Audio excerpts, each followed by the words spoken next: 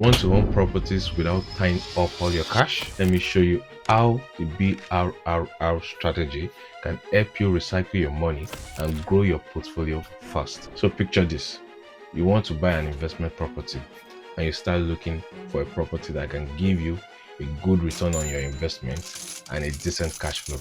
However, instead of looking for a property that is in pristine condition, you look for derelict property, a property that is run down, that an average person wouldn't even take a second look at. People are passing over this type of properties, but not you. You see the potential. You see what the property can become. So you buy it. Then you give it a wonderful makeover. Now, you have taken a property from a reject to a desired property. Property that was probably not habitable or that was old and gloomy is now modernized and full of life. What do you think will happen? Of course, the value is going to shoot up. The more desirable a property is, the higher the value. Next, you rent it out to start cash flowing. But just wait a minute. Remember, the property is now in a pristine condition and the value has gone up. This means you can now approach a lender or a bank and take out a mortgage based on the new value of the property. This is where the magic happens.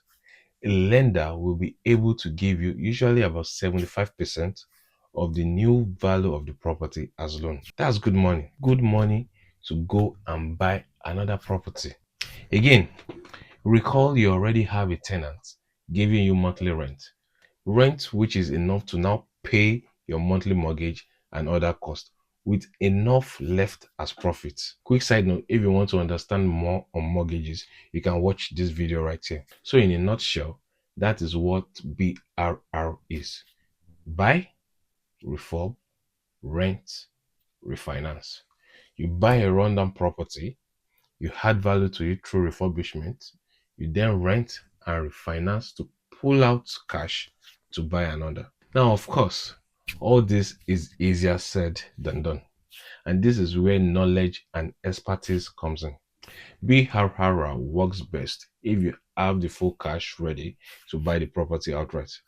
Because to start with, you can't even get a mortgage on a property that is not habitable, well, if that's the state of the property in question. But don't let that throw you off because that's where bridging finance comes in. Bridging finance works similarly to a mortgage, where you bring in a deposit of about 25% and the lender gives you the balance. However, it is for a short period of time, usually about 6 months to 1 year. Also, they have higher interest rates, about 8% compared to traditional mortgages. Don't let the terms throw you off. Property investment is a numbers game, and as long as the numbers work, you are good. So let's take a quick look at a real life case study. This is one of the recent deals I sourced for an investor. It's a 3-bedroom terrace property in the northeast of England.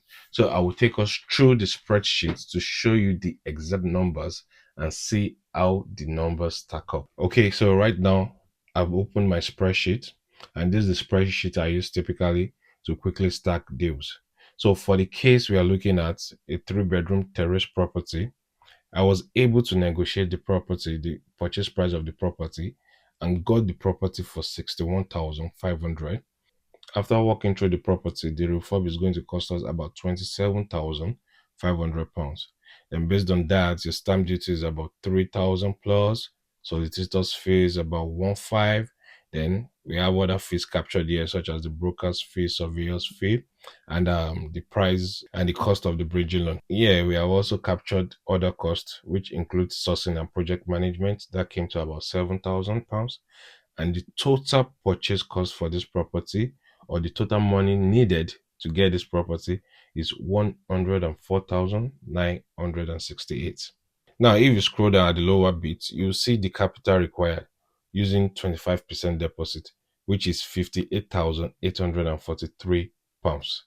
Now, this is the amount you need out of your own personal pocket. So this cost is just your 25% deposit in addition to the cost of the refurb, the stamp duty, solicitor's fee, broker's fee, surveyor's fee, bridging loan, and the other cost. That's what comes to about 58,843. The rest is going to be provided by the bridging company on the lender. So if we move to the next section, you'll see we have also checked the comparables in the area, and we notice that that property can be rented out for about £750 per month.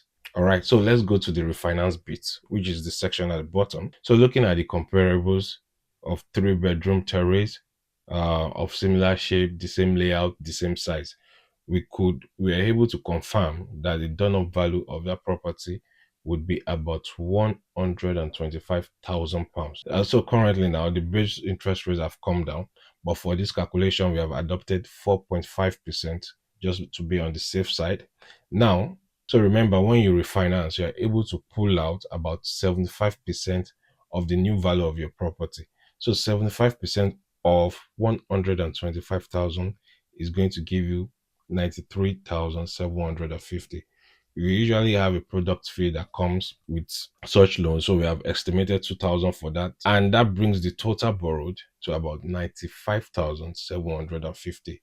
So of course you still have some costs associated, with the refinancing process, like your broker's fee, the valuation fee, and the cost of legals. We have captured all that now, and if you subtract that from the amount borrowed, you have £93,552 left in your account. Now, this is the total, this is the exact amount of money that you will be able to get in your account. All right. So let's go to the monthly cost. The estimation is that if you are using a management company, they usually charge 10% of the monthly rent. So the mortgage you'll be paying after refinance is 359, and this is based on 4.5% of the total amount borrowed. That will give us £359. So this brings our monthly cost to £464 per month. Now let's go to the returns. Let's first look at the total money left in the deal. Now the total money left in the deal is calculated by subtracting the money you were able to pull out from refinance, which is 93,552, minus the total purchase cost. So if you do 93 minus 93,000 plus minus 104,000 plus, you are going to have £11,414,000, and this is the amount you have left in the deal. Is as good as saying this is the exact amount that it cost you to own that property. Just about £10,000. Ain't that great? So if we go down to the section of the cash flow, since we are making £750, on rent, if we subtract our monthly cost, our monthly expenses, which is 464, we are going to have £286 left in profit. And if you analyze that, we're going to have £286 left in profit. And if you analyze that, that's £3,431,000 per year. So based on that, you can easily calculate your return on investment, which is the amount you're making on an annual basis over the total money you left in the deal. So which is 3,431 divided by 11,416. That's going to give us about 30% return on investment. Now, that's a great deal. And based on that, if you are making 3,000 plus every year, it will take you about 3.3 years to recoup back your total money left in the deal. This year is a fantastic deal, and our investor was happy with this because we were also able to handle all the process. So this is a happy investor that now has a fully hands-off investment, cash flowing about £286 on a monthly basis, and just little shy of £10,000 left in the deal, meaning that's the true amount it cost him to have that property. Now, sometimes you can get some deals where you're able to pull out all your initial investments. These are called unicorn deals. If you're able to get such a deal, happy days, because it means you are practically getting a property for free because you have no money left in the deal. That's crazy, right? Now, let's quickly take a look at some advantages of BRRR. Number one, it helps us use the same pot of cash to buy multiple properties. This right here is one of the most powerful advantage of the BRR strategy. You buy, you add value, you refinance, pull out your cash and go again, all with the first deposit you had managed to save up. Secondly, it helps you scale faster. Imagine doing this every 6 months, pulling out cash through refinancing, putting it into another property, and just doing that back to back. Unlike the traditional method where you have to save up your deposit to get a good buy to let, well, not saying that is bad, but the truth is that deposit is gone. Then you probably have to wait for another 5 years for the value of the property to substantially appreciate before you can even think of pulling out some cash from it. And this leads me to the third point, which is first appreciation. With BRRR, you can take a rundown property you bought for X to 2X within the space of 4 to 8 weeks. Number four, tax efficiency. It is worthy to know that if the value of the property you are buying is less than £40,000, you are exempt from stamp duty. And that's some good saving right there. And trust me, there are a lot of properties, rundown properties, that you can get that cheap, especially up here in the northeast of England. Also, if you can prove that the property you're buying is unhabitable based on the current state, you can also waive the stamp duty.